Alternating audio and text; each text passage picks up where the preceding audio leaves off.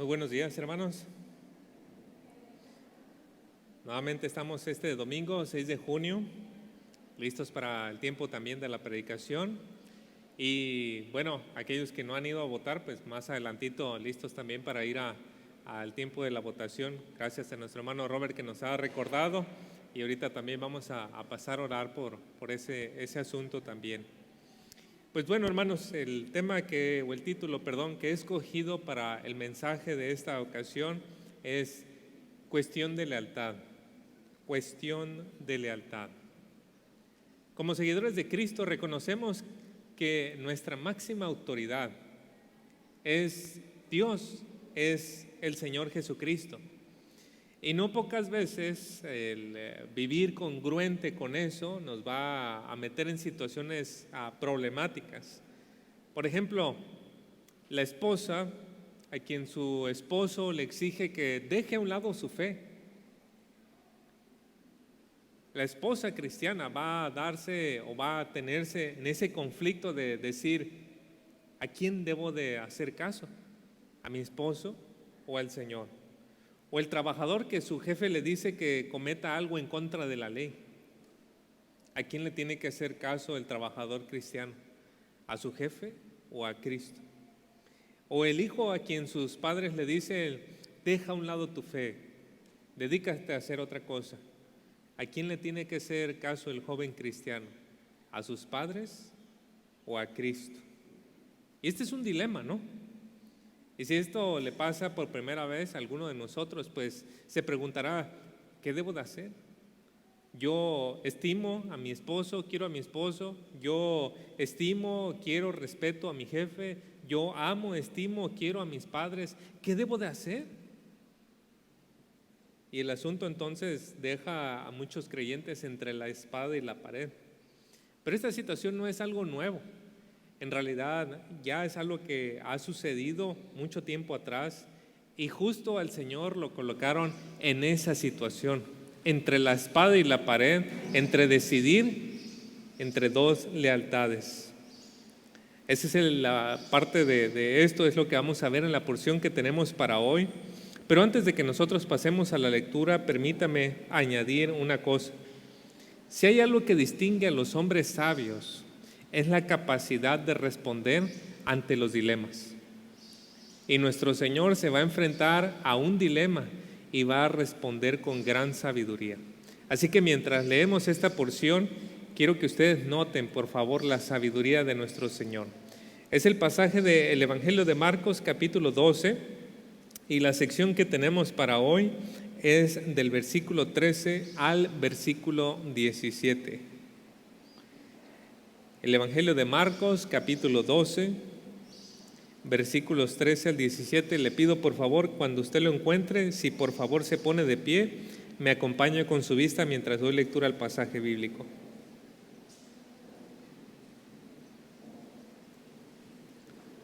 Marcos 12, del 13 al 17, dice la palabra de Dios. Y le enviaron algunos de los fariseos y de los herodianos para que le sorprendiesen en alguna palabra.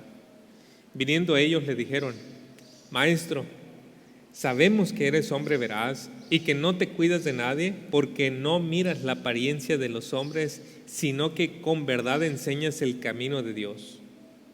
¿Es lícito dar tributo a César o no?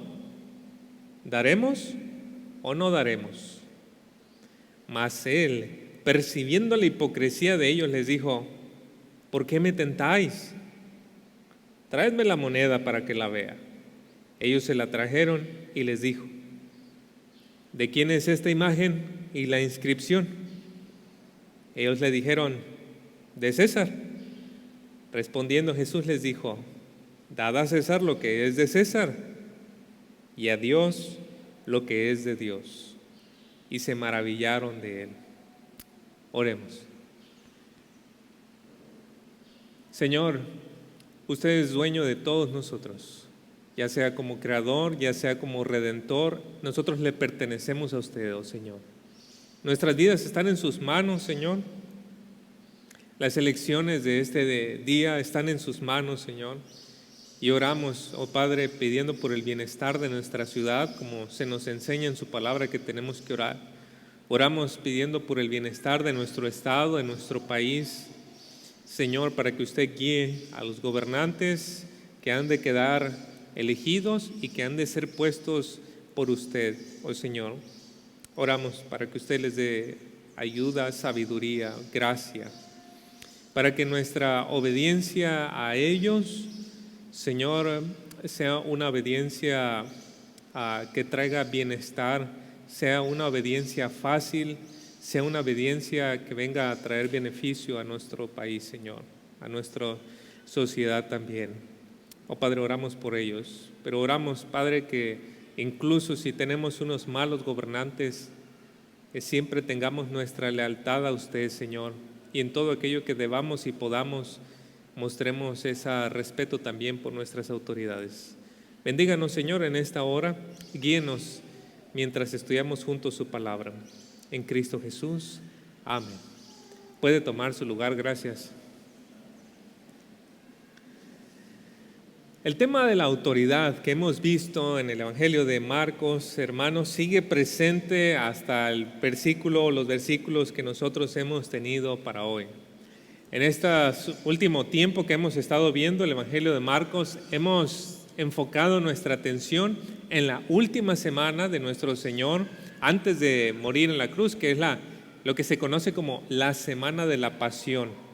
La Semana de la Pasión dijimos que inicia un domingo con nuestro Señor entrando a Jerusalén, montado sobre un pollino, y entrando así, Él daba a conocer que Él es este rey manso y humilde que entra a Israel.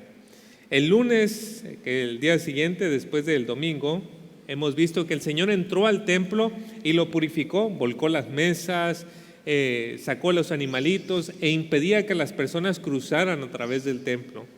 Y a través de eso, pues, ocasionó cierta reacción de parte de los líderes, porque el día martes el Señor se presenta en el templo para enseñar, y es precisamente en ese momento cuando los líderes llegan a Él y le dicen: hey, ¿tú en qué autoridad haces estas cosas?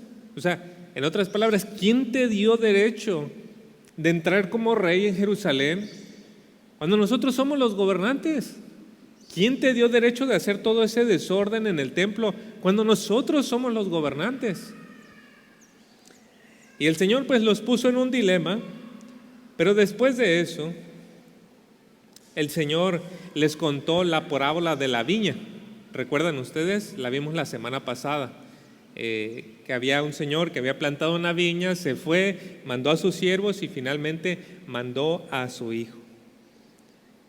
Y nosotros vimos eso la semana pasada, cómo los líderes se fueron después de ese tiempo y se fueron molestos, se fueron disgustados con el Señor, se fueron determinados a deshacerse de Él. A partir de entonces vienen 3 asaltos en contra del Señor, 3 asaltos en contra de Cristo. Hoy tenemos el primer asalto. Y es de aquí donde quiero destacar en este mensaje 2 cosas, hermanos. En primer lugar, vamos a ver la acechanza en contra del Señor.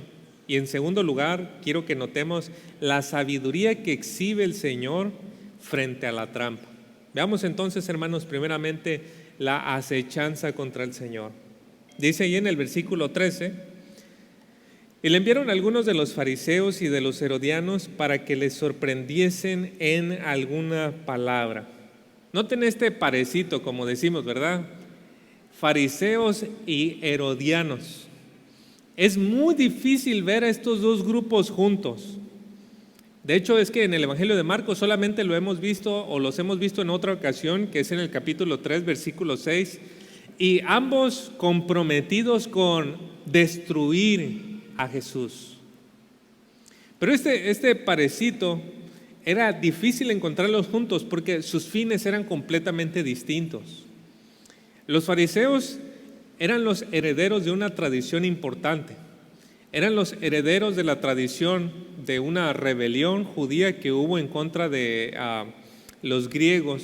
Cuando los griegos querían imponer sus costumbres y tradiciones a Israel, poniendo que tenían que adorar a Zeus, sacrificando cerdos y todo eso, se levantó una rebelión que conocen como la rebelión de los Macabeos. En las Biblias católicas vienen primera y segunda de Macabeos, si no me equivoco, y cuenta esa historia.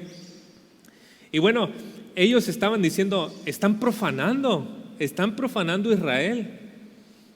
Y se levantaron, tuvieron éxito, pero después vienen los romanos, hacen lo suyo y quedan como secuelas de esa rebelión. Y una de esas secuelas, vamos a decir, es este grupo de los fariseos. El grupo de los fariseos era un grupo nacionalista, conservador, que procuraba quitar la influencia y las costumbres extranjeras sobre Israel. Así que ellos tenían mucho cuidado de conservar las cosas que solamente pertenecían a Israel. En cambio tenemos al otro grupo, los herodianos.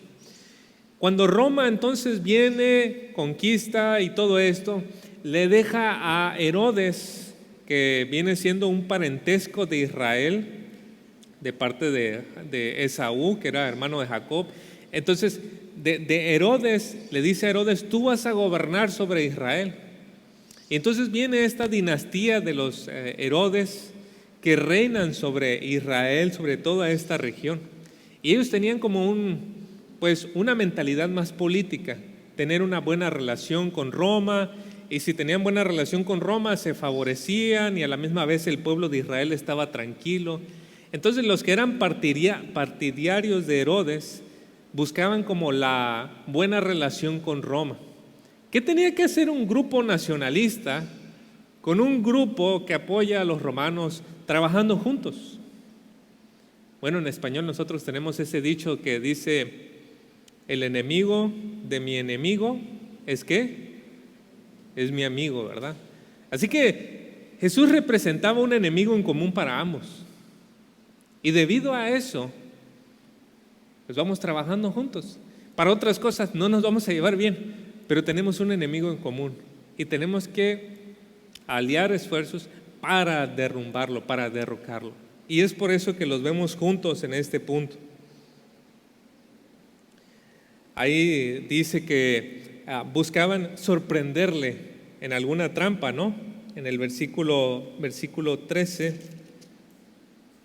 capítulo 12, versículo 13, enviaron a algunos fariseos para que les sorprendieran en alguna palabra. Y esa palabra, hermanos, es muy interesante, sorprender. Aparece única vez en el Nuevo Testamento, es la palabra griega agrepho. Y esta palabra pues es difícil de traducir porque aparece una sola vez, entonces tenemos poco contexto para poder traducirla. Pero en el Antiguo Testamento esta palabra aparece 5 veces. De esas 5 veces, hermanos, 2 veces se utiliza en el libro de Proverbios para referirse a una mujer tratando de seducir a un hombre casado. Emplea ciertas artimañas, emplea ciertas astucias, emplea ciertas cosas para hacer caer al varón. Es la misma palabra que se utiliza. Y en el libro de Job, esta palabra se utiliza para describir cómo el león acecha a su presa. ¿Han visto ustedes en documentales cómo el león se esconde para ver el momento preciso en que la presa pase lo suficientemente cerca y poder corretearla y atraparla? Bueno, así estaban estos hombres detrás del Señor, como una mujer que trata de seducir a un hombre, como un león que trata de atrapar a su presa. Y esto ya nos predispone suficiente, hermanos, para darnos cuenta de que hay mucha malicia aquí.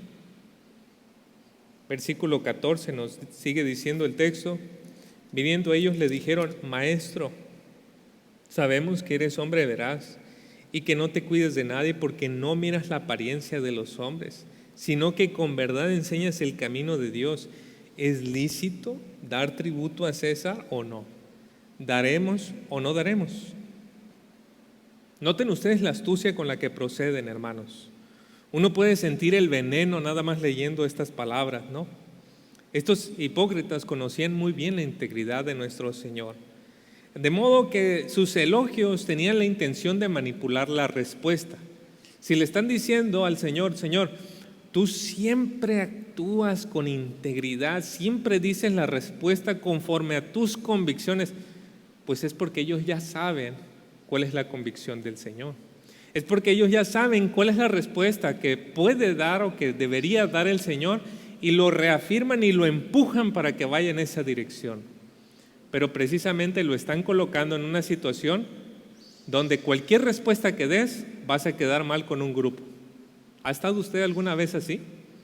Donde te hacen una pregunta y la respuesta que des, alguien se va a disgustar. ¿Sí? Bueno, así querían colocar al Señor y lo estaban empujando en esa dirección. De eso se trataban sus elogios. Pero al final del día, hermanos, tenemos que reconocer que sus elogios eran verdaderos. Sus intenciones perversas, pero sus elogios verdaderos. Y de sus elogios que ellos hicieron al Señor, podemos sacar 3 principios importantes. Primeramente, el primer principio que podemos sacar es que el cristiano íntegro se guía por convicciones, no por la opinión popular. Esto no significa que el cristiano debe ser alguien desconsiderado o alguien autónomo que simplemente hace lo que quiere y ya. No, significa que aunque es considerado con las demás personas, el cristiano tiene convicciones bíblicas y actúa conforme a esas convicciones bíblicas, incluso cuando haya personas que se puedan disgustar debido a eso. Actuar así, hermanos, no nos garantiza que vamos a evitarnos problemas. Al contrario, vamos a tener problemas, como vemos que el Señor tuvo cuando actuamos bajo convicciones bíblicas. Y esta es una gran virtud, hermanos, porque la mayoría de nosotros nos doblegamos con suficiente presión. ¿Qué tal si una persona nos dice, yo no estoy de acuerdo con lo que dices? Es una persona, pero ¿qué tal si vienen 100? Y con gritos nos dicen, no estamos de acuerdo con eso. Probablemente nos dobleguemos ante una convicción. Los gobernantes se doblegan ante la protesta y la presión de un pequeño grupo influyente. Los diputados o senadores o gente en el gobierno aprueba leyes por la presión de una minoría poderosa y rica. La mayoría de nosotros, con un suficiente presión, cedemos ante las cosas que las demás personas requieren de nosotros. Pero un cristiano íntegro debe de moverse por convicciones, no por la opinión popular. ¿El Señor qué hizo? Vivió así. Segundo principio importante, el cristiano íntegro da a conocer sus convicciones bíblicas. Noten ustedes que al Señor le dijeron, tú enseñas el camino de verdad, el camino de Dios, la palabra de Dios con verdad. Hermanos, a veces podemos tener convicciones, pero nunca las queremos expresar porque no queremos que nadie se burle de nosotros, ¿verdad? No queremos decirle a nadie qué creemos acerca de la bebida, los tatuajes, el cigarro, el aborto, homosexualidad. No queremos decir eso a nadie porque no queremos que nadie se moleste. Y yo entiendo, hermanos, que tengamos muy en alto, por ejemplo, tener una buena relación con otros. Pero a veces tenemos que preguntarnos si acaso no es el temor al hombre lo que nos motiva a muchas veces no hablar de nuestras convicciones en momentos oportunos. No digo que siempre tengamos que andar gritando a los 4 vientos, pero en momentos que nos pregunten, hablar con nuestras convicciones.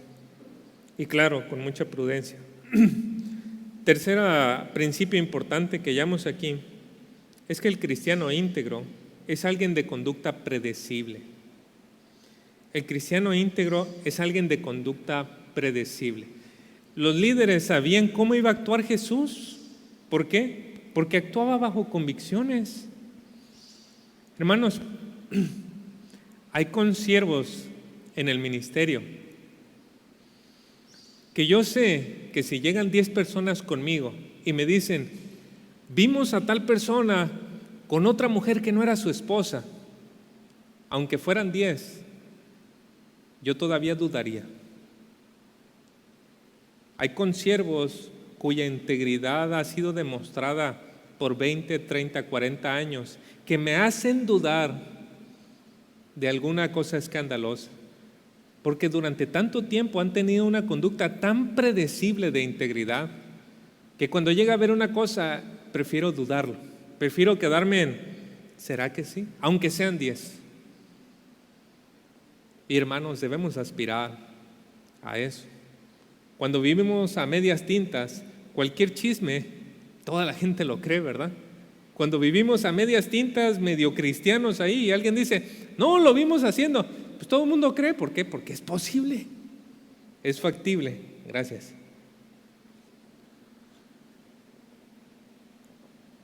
Pero hermanos, si vivimos bajo convicciones, la gente tiene que saber que somos predecibles.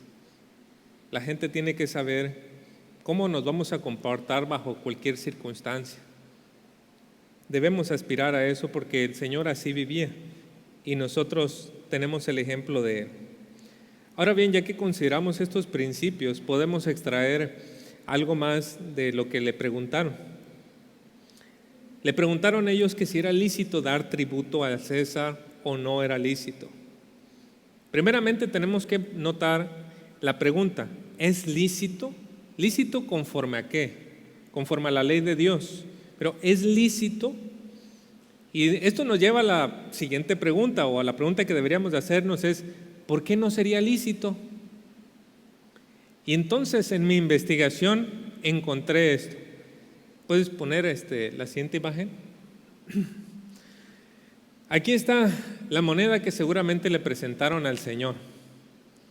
De ese lado está la imagen de Tiberio César, en aquel entonces gobernante de Roma, y estaba su imagen. Ahí se puede alcanzar más o menos, si ustedes ponen atención, ver algunas de las letras, y más o menos dice César Divino en la parte de la derecha y en la izquierda dice Augusto. Y en el otra parte dice Máximo Pontífice, es más o menos la idea. Esta es más o menos la moneda que le presentaron al Señor, el denario. El denario era lo que recibía un trabajador por un día de salario, un soldado o un jornalero. Ahora, si puedes poner la otra imagen, por favor. Y esta moneda empezó a circular alrededor del año 134 al 135, de acuerdo a una página de una biblioteca judía. Encontraron recientemente estas monedas que se dieron cuenta había sido el mismo denario, pero le acuñaron otra imagen. Ustedes pueden ver en mi lado derecho, izquierdo de ustedes, que hay como unos pilares, pues es un templo, es la idea del templo, y en la parte de atrás es un símbolo que representa Israel o la liberación. A veces era una vid, a veces era una palma, pero representaba más o menos como liberación. Y eso me hizo comprender lo que había sucedido y cuál era el significado de la moneda. El significado de la moneda representaba autoridad. Entonces, cuando en el año 134, 135, Israel se rebela en contra de Roma, ¿cómo hacen la rebelión? Pues simplemente le quitan la imagen de César a la moneda y le ponen la imagen nacional, el templo de Israel o una imagen de Israel o que representaba a Israel. Y era la forma de decir: Roma, no te queremos más aquí, no queremos tu autoridad, no queremos nada que ver contigo. Eso me hizo entender entonces el pasaje. Cuando le presentaron la moneda al Señor o cuando le hicieron la pregunta en esencia era: ¿debemos aceptar que Roma ejerza su autoridad y nosotros ser leales a Roma por encima de Dios? ¿Sí o no? ¿Y cómo iba a salir el Señor librado de esa situación?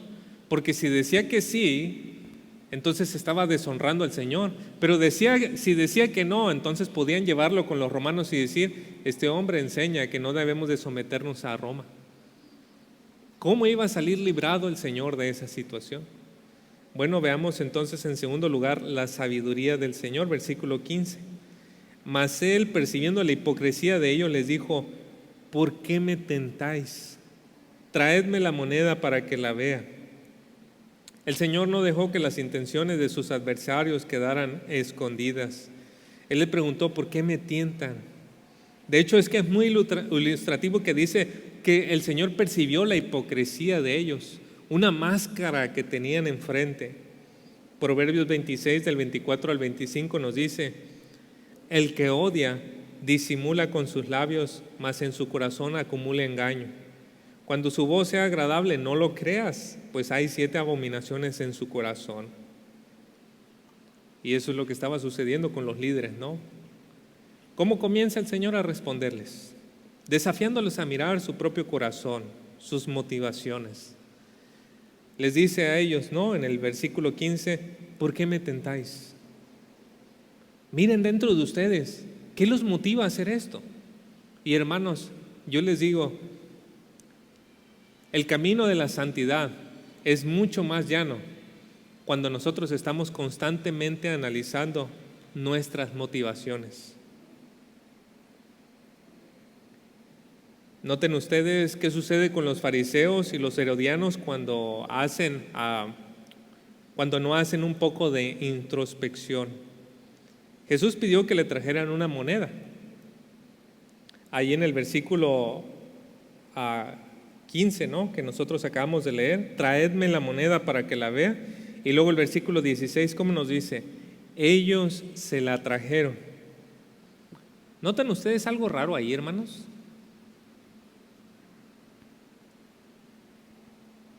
¿No lo notan? Jesús les pide, traigan una moneda, y ellos se la traen. Pero ellos están tratando de tentar a Jesús, atrapándole para que Él diga, solamente nos debemos de someter a Dios y dejar a un lado todo lo de Roma. Ellos están buscando esa respuesta del Señor. Pero curiosamente, aquellos que también supuestamente están del lado del Señor, tienen monedas del César. O sea, ellos mismos están aceptando que están bajo la autoridad de Roma y que están bien con vivir así, porque tienen monedas y las pueden sacar.